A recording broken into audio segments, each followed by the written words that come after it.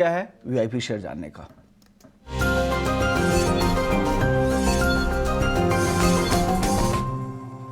और आज VIP share बताने के लिए विलियम वोनिल इंडिया के मयूरेश जोशी हमारे साथ मौजूद है। मयूरेश जी बताइए क्या है इन्वेस्टर्स के लिए आज।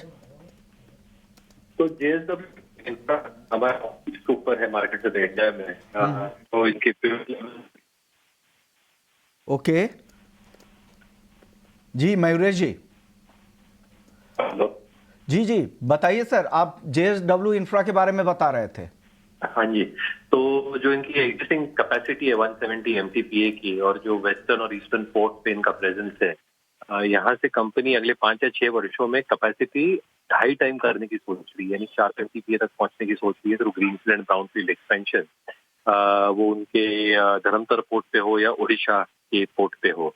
दूसरी चीज, जहाँ तक बैलेंस शीट डायनेमिक्स का सवाल रहा है, balance sheet dynamics are looking very very strong. जो नॉन महिंद्रा रेवेन्यू है या जेएसडब्ल्यू रेवेन्यू है, वहां से आई थिंक जो 67-68% कॉन्ट्रीब्यूशन होता था, अभी जेएसडब्ल्यू ग्रुप कॉन्ट्रीब्यूट अराउंड 50%, यानी थर्ड पार्टी वॉल्यूम ठीक ठाक ग्रो हुए हैं, जो एक अच्छा खासा इजाफा लाते हैं मार्जिन के ऊपर भी, and expectation of bottom line growth. Balance sheet में लगभग 200 करोड़ की कैश है, और जो केपेक्स लगेगा वो एक कैलिब्रेटेड मैनर में होगा, इसलिए लेवरेज भी अगर बढ़ा तो बहुत ज्यादा बढ़ेगा नहीं, एंड इंटरनल अक्रूवल से अच्छी खासी केपेक्स फंड हो सकती है।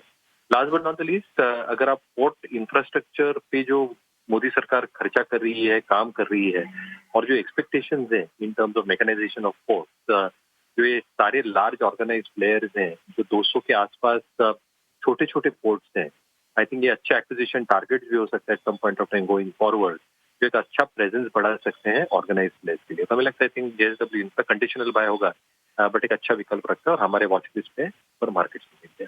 तो जेएसडब्ल्यू इंफ्रा आपको लगता है कि यहाँ से 18% की तेजी 6 से 9 महीने में दिखा सकता है, और जो ट्रिगर आप बता रहे हैं वो है क्षमता विस्तार, मार्जिन के लिए पॉजिटिव आउटलुक आपको दिख रहा है, कैपेक्स फंडिंग और सरकार का इंफ्रा पर फोकस, उसका भी फायदा मिलेगा।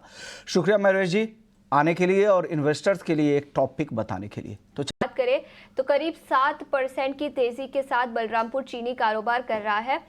विश्वा जी बताएं कौन से ट्रिगर्स हैं जिसके चलते पूरे सेक्टर में तेजी दिखी? देखिए, शुगर सेक्टर के लिए कोशिश यही हो रही है कि मिनिमम गवर्नेंस किया जाए और इनको फ्रीली हैंड दिया जाए। 2019 फरवरी के बाद हम देख रहे हैं कि चीनी की जो एमएसपी यानी मिनिमम सेलिंग प्राइस है उसे बढ़ाया नहीं गया है। फरवरी 2019 के बाद से उस पर बढ़ाने पर विचार चल रहा है। इसका खुलासा खुद फूड मिनिस्टर प्रहलाद जोशी ने कल किया। इसके अलावा एथनॉल प्राइसेस, जिसके दाम 2022-23 एथनॉल सप्लाई ईयर उस समय से अभी तक नहीं बढ़े हैं। तो दो खबर तो ये हो गई। तीसरी खबर ये है कि एथनॉल ब्लेंडिंग, जो एथनॉल सप्लाई सीजन होता है जिसका एंडिंग है अक्टूबर में, और उस सीजन तक अभी तक हम 14% के ब्लेंडिंग का टारगेट हासिल कर चुके हैं। 2025-26 तक सरकार की तैयारी यही है कि हम 20% पेट्रोल में एथनॉल ब्लेंडिंग कर पाए। ये लक्ष्य लेकर सरकार चल रही है।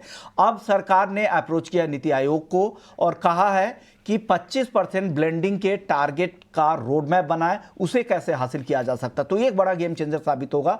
साथ ही इस्मा शुगर मिल एसोसिएशन जो है उनकी तरफ से कहा गया है कि फ्लेक्स फ्यूल्स पर टैक्स कम किया जाए ताकि इस सेक्टर में निवेश बढ़े और इसको और छोड़ा जाए। साथ ही उनकी एक डिमांड ये भी है, क्योंकि इस सीजन बम्पर गन्ने का उत्पादन हो सकता है, ऐसे में उनकी डिमांड सरकार से ये है कि 20 से 25 लाख टन चीनी एक्सपोर्ट की भी इजाज़त मिल जाए। तो सारे फैक्टर्स है वो काफ़ी पॉजिटिव है। हालांकि कब तक फैसला आता है, धीरे धीरे जैसे जैसे ये फैसले आएंगे और इस सेक्टर के कंपनियों को काफ़ी फायदा होगा। और यही वजह है कि आप देखिए बलरामपुर चीनी रिकॉर्ड ऊंचाई पर कारोबार कर रहा है।